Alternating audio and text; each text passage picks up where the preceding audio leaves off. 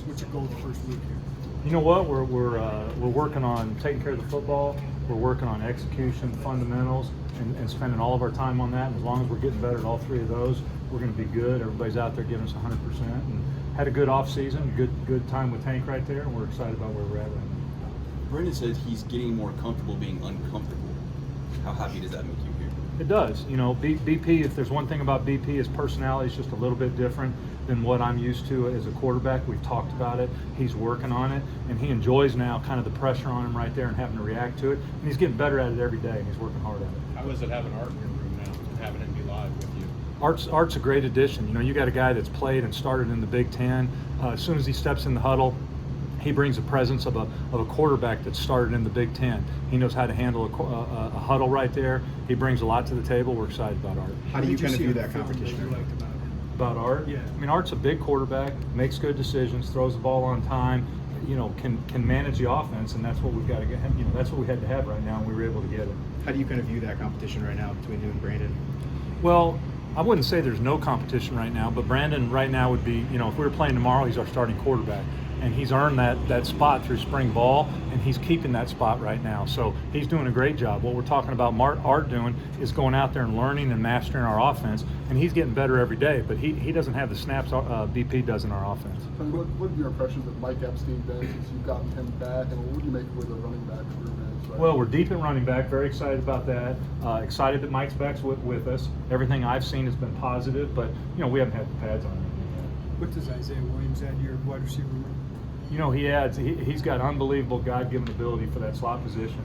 We can move him around, motion him. We got multiple ways we can get him the football. But Isaiah is still learning the position. I mean, like yesterday was kind of his first real full practice at that position. So he's going to get better at it every day, but we're very excited. What is the education of a guy who switches positions from quarterback? What's that look like?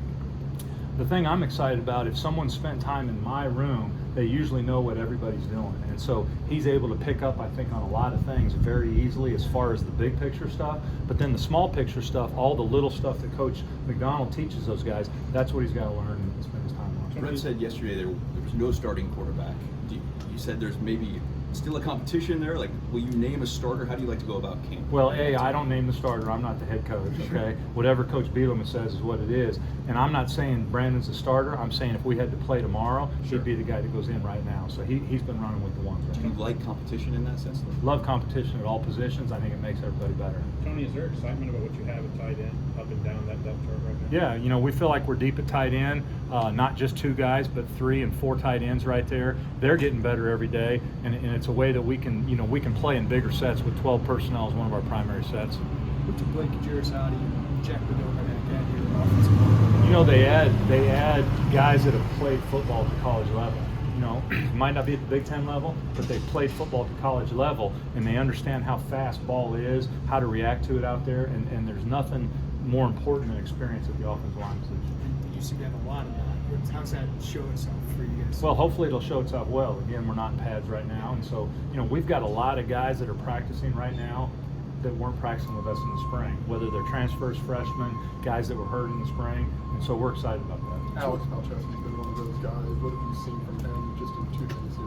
Well, again, we haven't put pads on, so it's hard to really say with him, but you can tell he's a guy that's played a lot of football, and that's always exciting to have offensive linemen that played a lot of ball.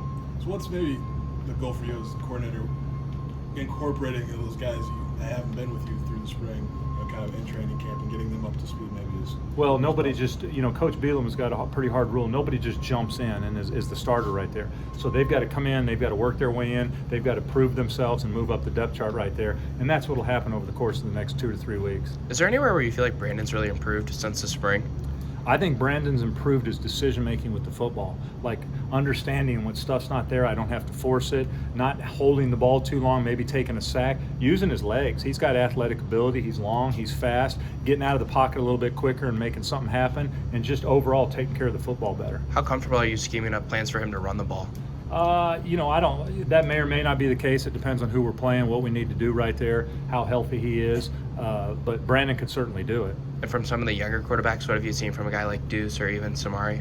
Deuce and Samari. Well, Deuce went through spring. He's coming in, and Deuce, it seems like he's had a better offseason, doing some decent things. And Samari's just a true freshman that's just so raw. You know, the one thing he's got, he's two things. He's got size, and he's got an unbelievably strong arm. Okay. Now there's all the other stuff we got to work on that he hasn't really done, and it's going to take time. It always takes time with freshmen. How has your wide receiver room changed since the spring? Did you guys have made I mean, much we've of- added a freshman that we like. We've added some sophomores that we like. We've brought a guy back that played last year that we like, plus the guys that were on the roster in the spring. So the wide receiver room has the chance to, you know, totally flip from kind of where it was at in the spring. So wherever you were at, hopefully we'll be a lot better. You've had 8 months with a good chunk of this team. Just what have you liked about the way that they've maybe embraced the new system and who's maybe going after this offense? I don't think there's a guy on our team that isn't all in. Whether they're a guy that was recruited by the previous staff, a freshman that we brought in, a transfer that we brought in, everybody on our team right now is bought in, and they're bought into how we're doing things, our system, our family, and they're all excited, and it's fun to watch.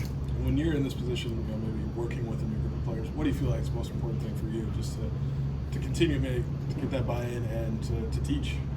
Yeah, I mean, the buy-in's huge. That's the number one thing for Coach Bielema. So we're always working towards that as assistant coaches. As an offensive coordinator, I'm trying to find the best 11 to 16 guys out there that are going to be able to help us in the fall and execute at a high level and make sure they understand what's important to us, which is taking care of the football, moving the ball down the field, and scoring touchdowns in the red zone. How unique is this with so many guys back, the super senior class that you have, to be able to come in, implement a new system, and then you guys feel like possibly have success this year right away? Yeah, I mean, it's pretty awesome because really you got two groups of seniors, you know, and never happened before. So it's never happened, even though I'm the oldest guy in the staff, it's never happened in my career either. So you got double dip on seniors out there, and you got a decent amount of guys that have played a lot of college football, and you're excited about that. Now, that doesn't promise anything, that doesn't guarantee anything, but you do have a lot of guys out there who play college ball, and we're excited about that. Does it change the learning curve when you got guys who maybe just they understand, you know, college football a little bit better? Yeah, I mean, even a guy like, just take Art. Art's pretty new. He hasn't taken a snap in our system until yesterday,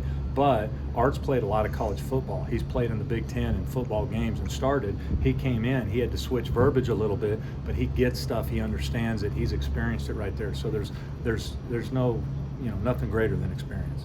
As someone who has a scheme for another opponent, like how advantageous is it that people don't know what you're running? Well, I mean, especially for that first game, you can't sit there and say it's not advantageous. You know, I wouldn't want to be in that situation, but if you are, you know, they've got to get ready for multiple things right there and see what we do. And so hopefully we'll take advantage of that. I don't recall Luke Ford out there. Is he physically able to go? Excuse me? Luke Ford, I don't recall seeing him there. Is he physically able to go? Yes, Luke's physically able to go. Coach Bielema doesn't have a lot of rules, but one of his rules is be on time. And if you're not on time for something, there's consequences. Tony, you mentioned Tank, but are you impressed with body transformations of numerous players? It just seems like there's guys that are either leaner or have put on some weight, good weight. Like, how did the summer work in your world, like with what they did with Tank? Well, I think it was awesome. You know, I can't, you know, I think Tank's one of the best I've ever been around, one of the best in the country, him and his staff. And then that's a big part of it. The other part of it is how hard our kids work for Tank and put in the time and make sure they did the right things on and off the field to get that improvement.